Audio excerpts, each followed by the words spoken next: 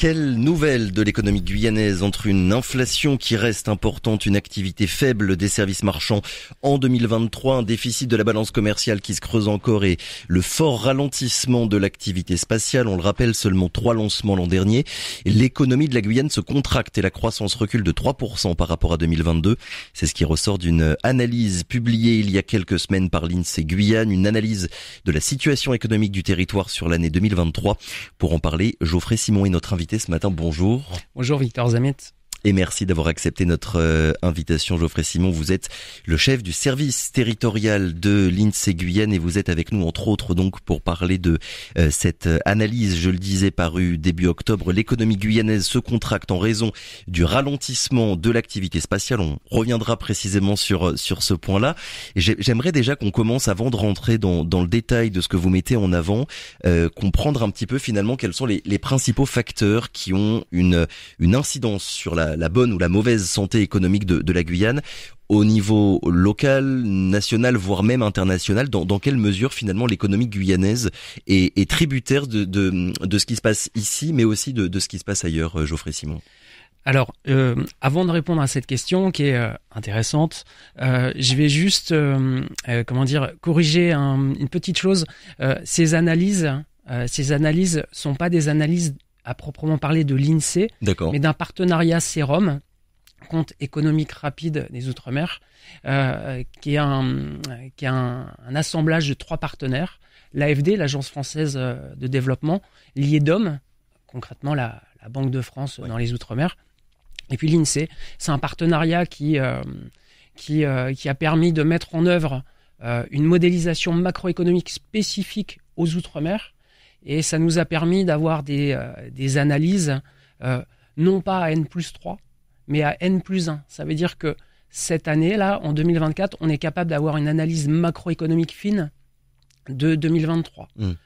Donc, c'est ce partenariat qui n'est pas juste un partenariat technique, c'est un partenariat qui nous permet de discuter de différents phénomènes économiques et de nous entendre et d'avoir une meilleure information sur l'ensemble de ces phénomènes.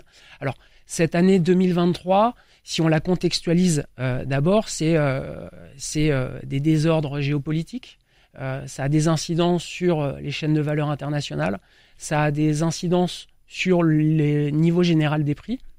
En l'occurrence, ça génère une inflation. C'est une année où on a encore beaucoup d'inflation, et en France, en Europe, mais aussi en Guyane. Et c'est une année particulière en Guyane parce que le spatial est dans cette phase de transition. Et vous savez, on l'a déjà commenté, on l'a analysé. Le spatial, c'est entre 12 et 13% de la valeur ajoutée des richesses créées en Guyane. Si le moteur spatial s'arrête, ça va avoir des incidences sur l'économie. Et en l'occurrence, cette analyse-là que nous avons produite dans le cadre du Sérum, ça permet de donner un éclairage macroéconomique de l'impact du spatial. Et là, vous l'avez évoqué tout à l'heure, c'est moins 3%. D'ailleurs, sur l'activité spatiale et l'incidence finalement du secteur spatial sur l'économie guyanaise, pour que les choses soient claires, vous l'avez dit, 13% de la valeur ajoutée qui est créée par l'activité spatiale. Quand on parle de cette incidence-là, on parle des chiffres, on va dire, globaux sur l'économie guyanaise, ou bien aussi la vie quotidienne finalement des Guyanaises et des Guyanais. Vous voyez le sens de ma question, c'est vraiment pour les chiffres globaux, ou bien finalement tout un chacun ici en Guyane aura sa vie impactée selon ce qui va se passer au Centre spatial guyanais? De manière proche ou plus éloignée, il y aura un petit impact, évidemment. Donc on est sur une mesure macroéconomique. Oui. Voilà, surtout là, ce qu'on voit, c'est sur les exportations, qui est une variable de l'équation du PIB. Mais le spatial, c'est à peu près 4500 emplois sur le territoire, direct, indirect ou induit. Donc, pas de spatial, oui, ça a un impact sur le quotidien d'un certain nombre de résidents guyanais. Pour quelles raisons, et ce serait bien, je pense, d'expliquer un petit peu votre méthodologie à l'INSEE. Pour quelles raisons on parle là ce matin des chiffres de 2023 et pas ceux de cette année finalement, Geoffrey Simon? Il faut combien de temps? Vous avez parlé tout à l'heure de cette différence entre N+3 et N+1. Il vous faut combien de temps en moyenne pour arriver finalement à condenser toutes vos données et arriver à sortir quelque chose de pertinent finalement sur l'année passée? En statistique publique, c'est toujours un petit peu difficile. On a les données passées, les données actuelles. Il faut toujours du temps pour la collecter, pour la nettoyer, pour la travailler, parce que une donnée administrative ou une donnée telle quelle, on peut pas la mobiliser tout de suite. Donc il faut travailler dessus. Ensuite, il y a le temps de l'analyse. Et dans ce temps de l'analyse, parfois, on a besoin de recul. Et aussi, on a besoin de regarder ces variables au regard d'autres éléments, et ces autres éléments aussi, on les a pas tout de suite. Donc on a toujours besoin aussi d'un petit peu de recul. En l'occurrence, sur les données macroéconomiques, on avance beaucoup, on arrive à avoir des analyses et des chiffres robustes à l'année -1, donc c'est vraiment très très bien. On essaye maintenant de faire ce qu'on appelle du nowcasting, c'est-à-dire essayer d'avoir, on connaît le forecasting, c'est-à-dire regarder avant ou regarder après, regarder l'historique ou essayer de faire des anticipations. Le nowcasting, c'est essayer d'avoir une image fidèle d'un phénomène. En l'occurrence, ce qui nous intéresse, c'est les phénomènes économiques, d'avoir une image de ces phénomènes économiques aujourd'hui.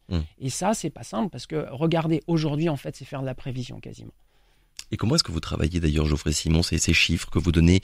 Évidemment, ils viennent pas de nulle part. Je pense que c'est important aussi qu'on explique un petit peu ce qui se passe sous le capot, la croissance, l'inflation, l'emploi. Comment est-ce que ça se calcule et où est-ce que vous trouvez la donnée de base finalement? Alors, pour la croissance, à la DIRAC, donc la Direction interrégionale Antilles-Guyane de l'INSEE, on a un bureau des comptes économiques. Et donc, ils travaillent spécifiquement dans ce service sur l'élaboration de ces comptes économiques. Oui. Donc, on a un service qui travaille vraiment dessus. Il collecte énormément d'informations sur les imports, les exports, sur les consommations passées. Enfin, c'est un gros modèle macroéconomique d'équilibre général qui est complexe et difficile à expliquer, mais on a un service qui travaille dessus. Là, vous parliez de l'inflation. On a un service prix qui se situe en Martinique, et sur chaque territoire, nous avons des enquêteurs prix qui relèvent des prix. Alors en Guyane, c'est je crois, entre 6 000 et 8 000 prix D'accord. À chaque fois. Et donc, on arrive à avoir une image du niveau général des prix en Guyane. C'est une spécificité des régions outre-mer. La France a son indice des prix à la consommation. Chaque territoire d'outre-mer, chaque région d'outre-mer, a son indice des prix. Donc, on a des enquêteurs sur le terrain et on a un service qui fait la collecte et l'analyse des prix, par exemple. Je ne vous pose pas cette question de façon totalement neutre sur l'origine de vos données, parce que j'aimerais bien qu'on s'arrête un petit peu finalement sur l'informel, Geoffrey Simon. On sait bien que le poids de l'informel, il est en Guyane très très important. Même Liedom parle de l'informel comme, je cite, une toile de fond du paysage économique guyanais. Est-ce que vous arrivez à prendre en compte toutes ces données-là finalement quand vous dressez un petit peu le bilan économique du territoire? Alors, par définition, d'un point de vue économique, l'informel, on ne peut pas le capter. Cependant, on arrive à le capter quand même, oui.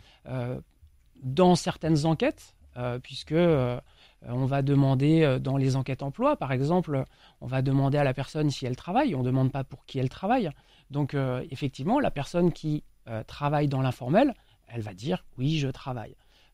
Donc, cette personne qui est dans l'informel, on va la capter dans certaines enquêtes. On ne va pas la capter dans les enquêtes administratives, dans les données administratives, parce que, par définition, elle n'apparaît pas dedans. En revanche, là où on peut quand même pas se satisfaire, mais quelqu'un qui travaille dans l'informel, on va pouvoir le capter de deux manières dans les données macroéconomiques. La première manière, c'est quelqu'un qui travaille, qui produit un service ou qui produit quelque chose, il va forcément acheter quelque chose. À tout le moins, il va entretenir, si c'est quelqu'un qui travaille dans les jardins, par exemple, il va entretenir sa machine, il va mettre du carburant dedans. Il va mettre du carburant dans sa voiture pour aller ou sur son scooter pour aller de chantier en chantier. Donc, il va y avoir des séries de consommation qui vont apparaître dans le PIB liées à cette activité informelle. Et par ailleurs, le revenu qui est généré par cette activité informelle va aussi entrer dans le circuit formel via de la consommation, du paiement de loyer, des choses comme ça. Donc vous arrivez à trouver comme ça des signaux finalement, c'est pas un secteur qui est totalement invisibilisé des statistiques. En fait, on va retrouver, enfin, on a une part de l'informel dans le PIB. D'accord. Ce qui est difficile, c'est de mesurer quelle est la part de l'informel dans ce PIB. Et ce qui est encore plus difficile, c'est de se dire quelle est la part de l'informel qui échappe du PIB. A priori, en Guyane, on aurait une part de l'informel qui serait un petit peu plus importante qu'en France métropolitaine. Ça, on n'est pas capable de le mesurer. On avait une ancienne étude à l'INSEE qui date de 2011 qui disait que, si je me souviens bien, un salarié sur 11 était dans l'informel. Donc, un salarié sur 11, ça fait moins de 10%, quoi. Donc, c'est ancien et c'était juste sur l'emploi salarié. Ouais. Donc, sa mesure macroéconomique, par contre, elle nous échappe. Pour revenir un petit peu au contexte dont on parlait tout à l'heure, quand on compare la situation finalement, Geoffrey Simon, la situation de 2023 à la situation de 2022, mis à part ce ralentissement de l'activité spatiale dont on a parlé tout à l'heure, quels sont les autres éléments finalement, les autres grands facteurs qui ont pu changer entre 2022 et 2023 ? Quand on a réalisé, alors ça c'est en juillet, on réalise une photographie l'INSEE fait son bilan économique et on en discute beaucoup avec les autres partenaires, on en discute avec les DOM qui participent à ces bilans économiques. Et donc ce qui ressortait de cette année, c'était une année mitigée. On avait à la fois un emploi salarié qui était assez dynamique, on avait à peu près 3% de croissance de l'emploi salarié. C'est important, hein. Mais on avait, d'un autre côté, on avait un chômage qui reprenait, on avait une demande d'emploi qui réaccélérait. Au niveau marché du travail, c'était pas terrible. On avait quand même un record de création d'entreprises, qui est parfois un bon signe. C'est un bon signe économique. Mais parfois, c'est un mauvais signe économique. Pour quelle raison ? Parce que soit on crée une entreprise parce qu'il y a beaucoup d'opportunités. Et on saisit ces opportunités. Voilà, il y a un environnement qui est très favorable. Soit on crée son entreprise parce qu'on n'a plus rien d'autre à faire. D'accord. C'est-à-dire qu'on est dans un marché du travail. Et en l'occurrence, c'est un petit peu le cas de la Guyane. On est dans un marché du travail qui est très fermé. Et si on est dans un marché du travail qui est très fermé, qu'on se retrouve exclu du marché du travail, la seule solution, c'est créer son activité. D'accord. Alors, on peut voir ça comme une bonne chose, et ça l'est.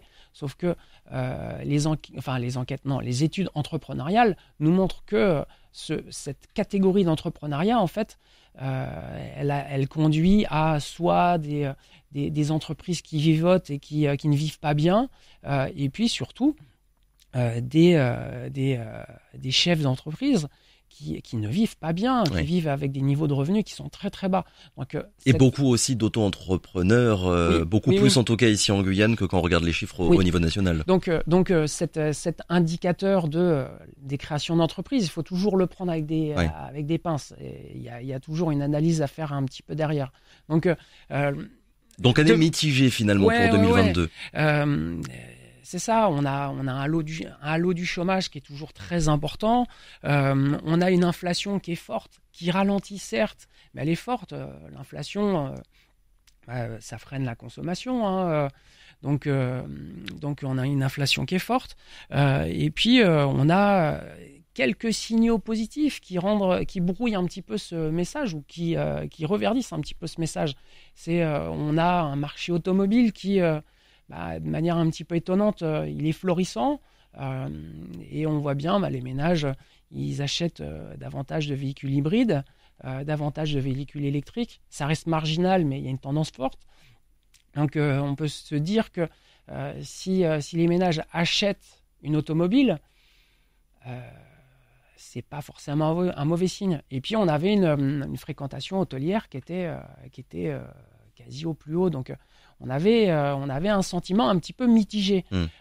Ça, c'était en juillet-août. Et ce sentiment, il se confirme au mois de septembre-octobre quand les comptes économiques rapides délivrent leurs premiers résultats. Et là, ça nous a permis un petit peu de mieux caractériser le message. On s'en doutait, c'était une année un peu mitigée. Et puis, quand on a le spatial dans l'équation, on se dit ça peut pas être une très très bonne année. On passe de 6 lancements en 2022 à 3 lancements en 2023. Le résultat, c'est qu'on a un PIB qui chute de 3% par rapport à 2022. Donc, c'était une forme de confirmation que ça n'allait pas très bien. Cela dit, si on regarde un PIB, donc un PIB, c'est la somme des richesses créées. Pour ceux qui ont fait un petit peu d'économie au lycée ou qui s'intéressent un petit peu, c'est une petite équation. C'est le PIB, c'est la somme des consommations plus la somme des investissements, plus la somme des dépenses publiques, plus la somme des exportations, et puis à tout ça, on enlève les importations. Donc, vous pouvez faire un petit peu votre modélisation dans la tête, mais ce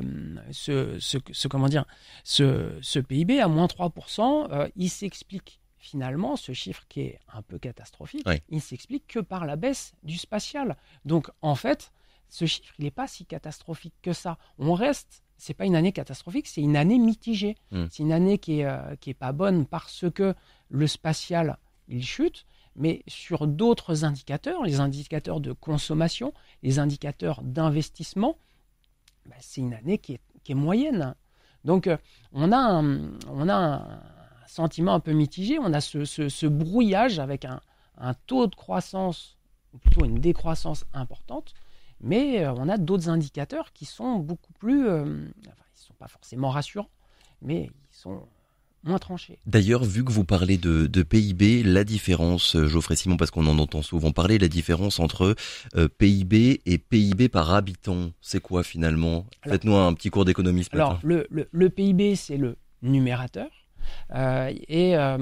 Si on cherche à faire avec le PIB, on peut faire des comparaisons parce que c'est un calcul qui est normé internationalement. Donc, on peut comparer les PIB de différents pays.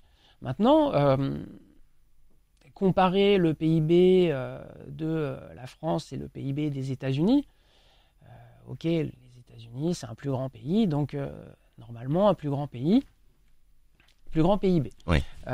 Et donc, on peut construire des indicateurs pour essayer de mieux comparer les pays ou les régions. Et en l'occurrence, on met au dénominateur les habitants. Et donc, la Guyane, sur cet indicateur-là, elle n'est pas très bonne. PIB par habitant de la Guyane, c'est à peu près 17 000 €. Le PIB de la France, c'est 42 000 €. Ouais, je crois que le PIB par habitant de la Guyane, il est à peu près similaire à celui du Suriname ou du Brésil, à peu près. On est plus haut. Ouais. On est plus haut.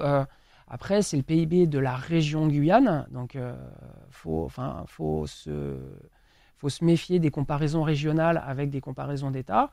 Si on fait des comparaisons régionales, si on compare le PIB de certaines régions brésiliennes, on va avoir des régions brésiliennes pour lesquelles le PIB par habitant il serait très élevé, et puis on a d'autres régions brésiliennes pour lesquelles le PIB par habitant il est très bas. Alors pareil, il faut prendre une petite précaution d'usage lorsque on travaille sur le PIB par habitant de Guyane.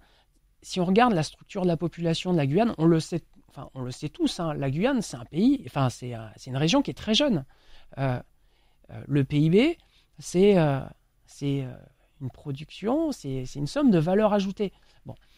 Oui, donc qui dit population jeune, dit population qui ne travaille pas, donc qui ne crée pas d'argent finalement, c'est ça, de richesse. Ou alors il y a une richesse créée induite parce que voilà, quand on est scolarisé, c'est de la dépense publique. La dépense publique, elle entre dans l'équation du PIB. C'est vrai. Mais sauf que, voilà, c'est pas une population, la population jeune qui est scolarisée, c'est pas une population qui est productive.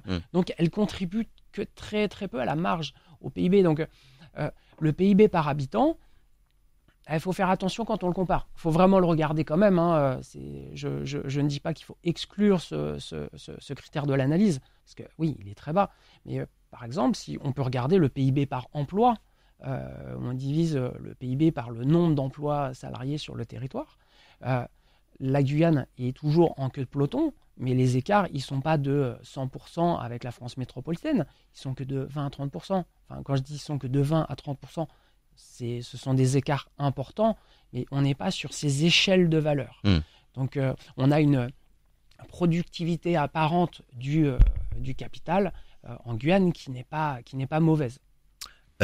Aujourd'hui encore, et là pour le coup je cite l'analyse dont on parle depuis tout à l'heure, Geoffrey Simon, aujourd'hui encore, le principal moteur de la croissance, ici en Guyane, ça reste la consommation des ménages. C'est ça, c'est un phénomène purement démographique. Un territoire, si on lui enlève quelques industries, il restera de toute façon sa population pour consommer, pour travailler, pour investir.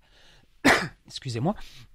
Et donc, en Guyane, c'est le moteur principal. Oui. Il y aura, finalement, si on regarde si on fait un pas de côté, on regarde les théories de la croissance, à long terme, dans les théories de croissance, la croissance économique, à long terme, c'est la croissance de la population.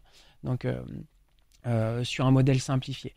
Quand on regarde cette analyse via la lorgnette de la Guyane, la croissance démographique, elle est importante en Guyane. On la retrouve dans la croissance du PIB. C'est le premier moteur. Et puis après, il y a deux moteurs de la croissance et de la production. On a le spatial, on l'a vu, et on voit ce qui se passe lorsque le spatial tousse. En tout cas, il ne tousse pas, là, il est en transition. Et puis, il y a l'investissement des ménages, l'investissement des entreprises. Et ça, ce sont des facteurs secondaires, ce sont des facteurs importants parce que un investissement, par définition, c'est pour l'investissement privé, c'est de la production future. Et là, pour le coup, l'investissement privé en 2023, il a nettement reculé par rapport à 2022. Alors, l'investissement, 8%, je crois. L'investissement privé, alors c'est mitigé. Oui. C'est mitigé et on est sur. Il faut faire des distinctions. Il faut faire des distinctions sectorielles. Donc, l'investissement est pas mauvais. Et ce qui nous rassure un petit peu, lorsqu'on regarde l'indicateur du climat des affaires, c'est un indicateur qui est réalisé par nos collègues de l'IEDOM. Auprès des chefs d'entreprise, c'est bien ça, pour prendre un petit peu le pouls, la température finalement. C'est ça. Eh bien, l'indice du climat des affaires qui était un petit peu en dessous de sa moyenne de long terme, qu'on traduit à 100, elle converge vers 100. Donc, du côté business, du côté entreprise et investissement, on n'est pas mauvais. Mais avec de fortes disparités, c'est ce que vous disiez, selon le secteur, le tourisme, le BTP, l'industrie, le commerce. Il y a vraiment de fortes différences selon tous ces secteurs. C'est ça, il y a quelques différences. Un mot sur le chômage et l'emploi. Je continue de vous citer. La majorité des nouveaux emplois créés en 2023 se trouvent dans le tertiaire non marchand, qui inclut les administrations publiques, les activités d'enseignement, la santé et l'action sociale. Ce secteur représente désormais la moitié de l'emploi salarié en Guyane. Qu'est-ce que ça dit finalement, Geoffrey Simon, de la structure de l'économie guyanaise ? La structure de l'économie guyanaise, elle est tout d'abord tertiaire. Elle n'est pas particulière. La structure des entreprises, elle ressemble beaucoup à la structure nationale. Donc, voilà. Ce que ça nous dit en revanche, c'est que on est une économie qui est très orienté vers l'emploi salarié public. Ouais. Exactement. Ce qui se justifie d'une certaine manière. On a beaucoup de jeunes, donc on a beaucoup besoin d'enseignants, on a beaucoup besoin de ces métiers qui sont des métiers du public. Et effectivement, on observe toujours, depuis des années, et ça va continuer, on observe cette croissance de l'emploi salarié dans les administrations. C'est normal parce qu'il y a une croissance démographique et qu'une croissance démographique s'accompagne toujours de ces croissances de métiers, des métiers du public. Oui, mais est-ce que ça ne dit pas au final aussi que la Guyane continue d'être un peu, comme on dit très souvent, sous perfusion du secteur public et que le privé a beaucoup de mal, ou en tout cas beaucoup plus de mal qu'ailleurs à se développer? Certes, le privé, le secteur privé n'a pas une place assez importante. Après, ça se décide pas. Ouais. Dernière question, Geoffrey Simon, sur la balance commerciale en 2023, le déficit de la balance commerciale. Je continue encore et une fois de citer votre analyse, se creuse encore, une augmentation de 21% par rapport à 2022. Les causes, c'est quoi? Et peut-être un mot très rapidement sur la balance commerciale. Déjà, ça signifie quoi pour être certain que tout le monde comprenne bien finalement ce dont vous allez parler? Alors, une balance commerciale, c'est la différence entre les imports et les exports. Donc, la Guyane importe beaucoup, elle importe énormément, elle importe pas, elle exporte pas assez. Donc, structurellement, la balance commerciale de la Guyane, elle est déficitaire. C'est-à-dire, il y a beaucoup d'importations, pas beaucoup d'exportations. Là, cette année particulièrement, elle est très déficitaire pour une bonne et simple raison, c'est qu'il n'y a pas eu beaucoup d'exports, ou en tout cas, il y en a eu moins que les autres années. Et on l'a évoqué tout à l'heure, mais peut-être sans le dire, Oui. Un lancement de fusée, c'est un export de services de transport. Donc, si on ne lance pas de fusée, il y a moins d'exportation. Et lancer une fusée, ça coûte cher. Donc, on le retrouve directement dans les exports. S'il y a moins d'exports et qu'il y a toujours autant d'imports, parce que les importations, elles vont continuer à augmenter, la population augmente, l'économie du territoire se développe, ce développement se fait par les importations. Donc, des matières premières, de l'équipement, des biens de consommation. De biens d'investissement. Quoi qu'il arrive, plus le territoire va se développer, plus il va avoir besoin d'imports. Et ça, mais en toute logique, un territoire qui se développe devrait aussi à terme exporter davantage. Là, au final, ce que vous nous dites, c'est que quand on enlève en fait l'activité spatiale, les exportations guyanaises, elles sont quasiment nulles. Elles sont pas quasiment nulles. Mais j'exagère évidemment. Oui. Mais elles sont réduites effectivement. Elles sont réduites. Mais de toute façon, quand bien même on exporterait beaucoup, on serait toujours dépendant des importations de l'extérieur. On a parlé de 2023, très rapidement 2024. Est-ce que c'est trop tôt pour savoir si l'année sera un petit peu meilleure, en tout cas moins mitigée que celle de l'an dernier? L'IEDOM, dans son dernier rapport économique, semblait un peu optimiste sur les prévisions d'activité économique de cette année. Est-ce que vous avez, Geoffrey Simon, des données qui vont un petit peu dans ce sens ou pas encore, ou c'est trop tôt? C'est un petit peu tôt. Ce qu'on observe sur le marché du travail, c'est un emploi salarié qui a été dynamique au premier trimestre, il se stabilise au second. Oui. On a un chômage qui reprend, il continue à augmenter. Donc c'est pas très bon, c'est pas un bon signe sur le marché du travail. On peut avoir un troisième et un quatrième trimestre qui sont beaucoup plus dynamiques sur les créations d'emplois. Donc ça c'est un voyant, on va dire orange. On a un autre voyant orange, la fréquentation hôtelière sur les 2 premiers trimestres qui ralentit ou qui baisse. On a une consommation des ménages qui n'est pas au mieux. Donc on a un certain nombre d'éléments qui qui nous donne une image un petit peu mitigée, en tout cas du premier semestre. Et puis on a quelques voyants verts quand même. On a toujours des créations d'entreprises avec la réserve que j'ai évoquée tout à l'heure, qui reste à un niveau élevé.